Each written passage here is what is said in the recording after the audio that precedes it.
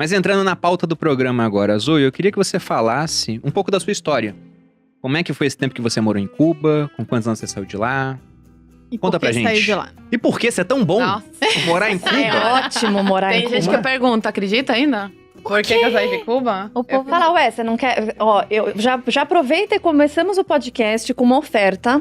Eu pago a passagem só de ida pra quem quiser fazer essa Mas você experiência viu, live. Você viu que Só eu... que tem que ficar lá 5 anos, não pode voltar. E com dinheiro, ganhando dinheiro como cubano, tá? Aham. Sem dinheiro brasileiro. Claro, exato. Porque minha história na internet começou por uma professora. Depois eu entro nessa história, mas começou com uma professora que queria se aposentar no Brasil e ir morar em Cuba com a aposentadoria do Brasil, tá?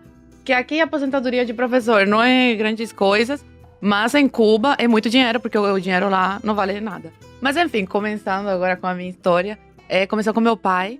Meu pai, ele é engenheiro, ele ocupava um alto cargo lá em Cuba e chegou uma hora que o Partido Comunista de Cuba mandou, na verdade. Pediu, né? Pediu. Educadamente. De maneira educada, com uma arma apontada pra ele. Exatamente, e pra família.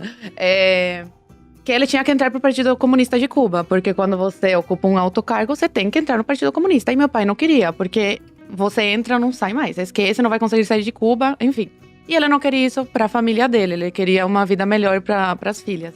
E aí, ele tem família brasileira. Ele tem uma parte, porque meu pai de criação, ele é meu pai, né? Ele é libanês, a família é libanesa. Então, migraram, uma parte foi pra Cuba e outra pra Venezuela, Brasil. Escolheram bem, né?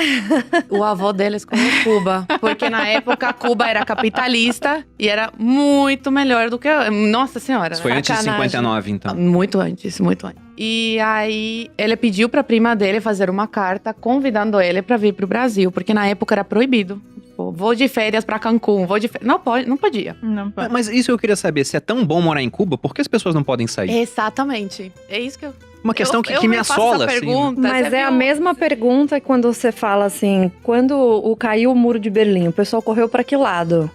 Pro lado... Era tão bom o lado lá que tinha que ter gente lá no muro, fuzilando as pessoas que entravam lá, e aí não podia sair. Então, assim, que coisa estranha, né? De repente, era ruim o Eu lugar. fiz um Reels, né, esses dias, falando pro pessoal, cara, quem conseguir me responder esse questionamento de por que vocês veem cubano todo dia saindo a nado e não vê nenhum americano indo pra Cuba, quem conseguir me responder isso, eu dou R$2.000. Ninguém respondeu, ninguém conseguiu responder.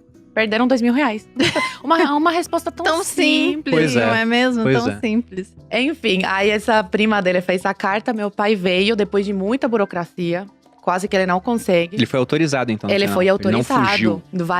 Passou por várias instâncias, ministro, enfim, não fugiu.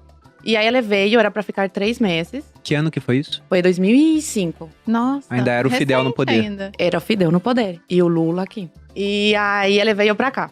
E aí deixou minha mãe grávida da minha irmã do meio. E eu tinha 5 anos na época. E Ai, tão novinha, 2005. Ela ele tinha veio 5 de anos. Ele já veio tava na de- faculdade, Tinha já, 15. Não... trabalhando. Ele veio de visita e ficou. Aham. Depois dos 3 meses, que é o máximo que podia ficar fora. E aí ele foi à Polícia Federal depois de 1 ano, ele ficou ilegal aqui esse ano. E decidiu falar, olha, eu pedi o asilo político. E aí foi aceito, ficou exilado político aqui. E aí conheceu um amigo dele, argentino, naturalizado brasileiro, que fez a mesma carta que a família dele fez pra ele, fez pra minha mãe. Aham. E aí depois de quase 4 anos, ele conseguiu tirar minha Nossa. mãe de Cuba. Ou seja, sua irmã nasceu, seu pai não viu, não Não. acompanhou. É, Não no acompanhou. final, seu pai fugiu, porque ele veio pra passar 3 meses e ficou. Ficou. E aí minha mãe conseguiu vir pra cá em 2009. 4 anos separados, Quase 4 anos. por conta de política. É isso, né? Era uma barreira política. E como é que Simplesmente não ficou podiam a sua sair de mãe lá? Com criança e tudo? Como é Meus que ficou? avós ajudavam. Davam um suporte também. Minha mãe, ela tinha um irmão, tem um irmão fora, que mora nos Estados Unidos há mais de 20 anos. Ele saiu ilegal, ele foi corajoso aos 18 anos. Atravessou o mar. Não, foi...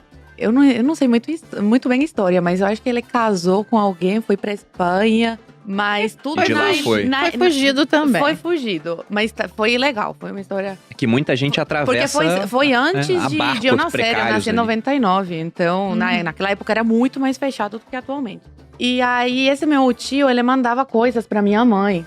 para vender. Então a gente vendia no mercado negro, roupa, essas coisas que você sobrevive lá mercado assim. negro. Deixa eu só fazer Tem um parênteses mercado sobre negro. isso.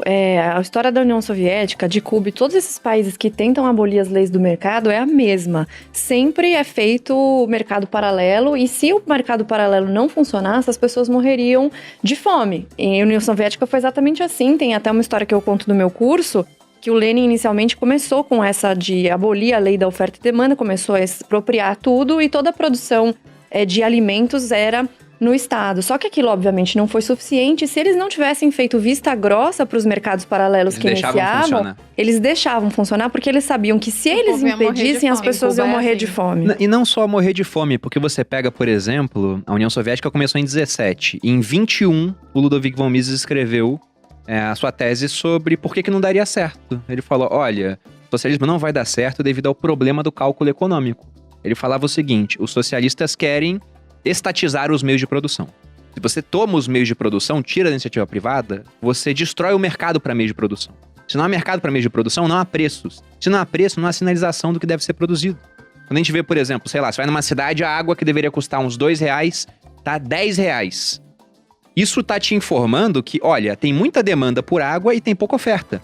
Aí um monte de pessoas vão ver, caramba, não porque elas são boazinhas apenas, alguns querem só ganhar dinheiro. Mas esse é o mérito do capitalismo, né? A gente usa o egoísmo dos outros a favor de todos.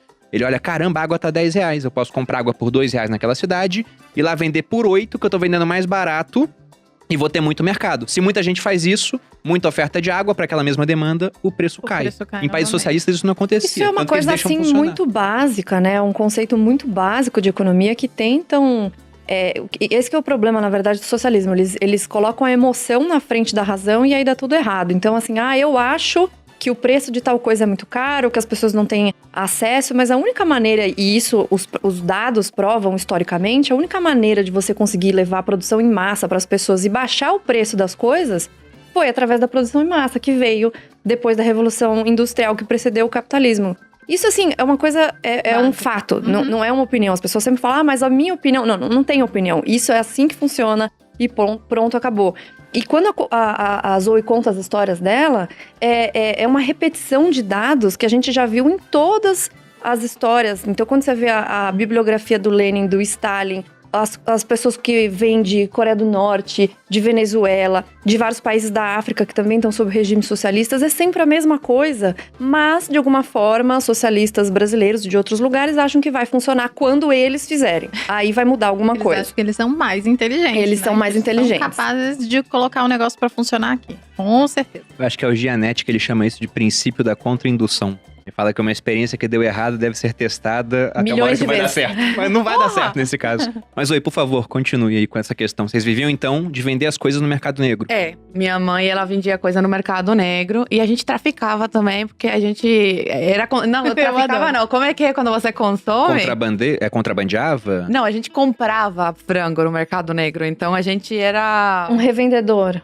Não, é pra comer mesmo. Você consumia o mercado negro também. Exatamente. Vocês vendiam algumas coisas e compravam frango lá. Exatamente. A gente comprava frango, enfim. Lá funciona desse jeito e pra sobreviver a economia de Cuba, eles fazem isso, eles fazem essa vista grossa. Então minha mãe sempre foi muito empreendedora lá em Cuba.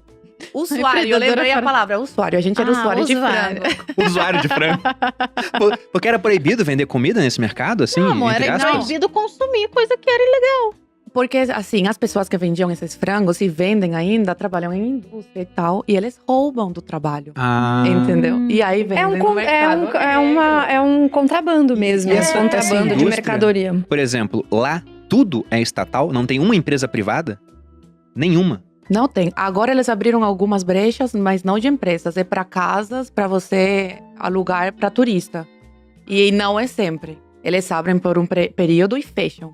E aí abrem, depois que a economia começa de novo, e abrem de novo e fecham. Então não é todo mundo que tem como abrir esse negócio. E os impostos são altíssimos, então a maioria tenta ao máximo fazer ilegal. Claro. Exatamente. Mas isso é o maior estímulo, né? Além de tentar acabar com as leis do mercado, eles estimulam que as pessoas não façam nada por vias legais. Não tem como, né? Ninguém vai sobreviver se fizer pelas vias legais. Exatamente. Não faz sentido. Então, assim, você não sobrevive se não for dessa forma ilegal. você como vender para ganhar dinheiro e também para consumir. Porque assim, minha avó, meus avós moram lá ainda. E ela tava me falando, a cesta básica em Cuba é 5 ovos por mês por pessoa. Isso não dá pra Eles nada. recebem. Isso eles recebem do governo. Da caderneta. Recebem não, né? Você compra. Gente, Lá nada é de racionamento. graça. 2021 ainda existe racionamento em E alguns tem pessoas países. que acham que é de graça, né? Que a ditadura dá ovo de graça. Não, eles compram. Então, assim, 5 ovos por mês por pessoa. Carne vermelha não é todo mês que tem. Frango não é todo mês que tem. Então, assim, na minha vida, eu passei a maior parte do tempo comendo frango. E eu era privilegiada. Então, quando eu cheguei no Brasil, eu não aguentava mais ver frango na minha frente.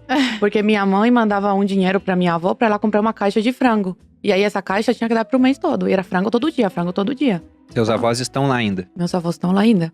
Então, deixa eu terminar Sim, por favor. a história. Daí, a gente pode até falar deles lá. Porque todo mundo pergunta por que ainda moram lá. Aí, ok, depois de 3 anos... depois de quase 4 anos, minha mãe veio pro Brasil. Ficamos com os nossos avós maternos. E aí, depois... ela veio sem vocês. Sim. Ah, eu achei que ela tinha trago vocês Não, já. minha irmã tinha 3 anos na época. E você 7? 9. 9.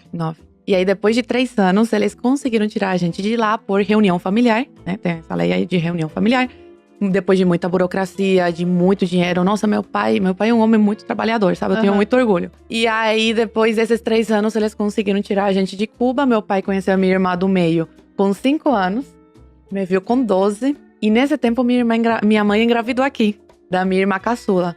E não estava nos planos, porque imagina, um casal de imigrantes, sozinhos, assim, porque a família, né, parente, não ajuda muito.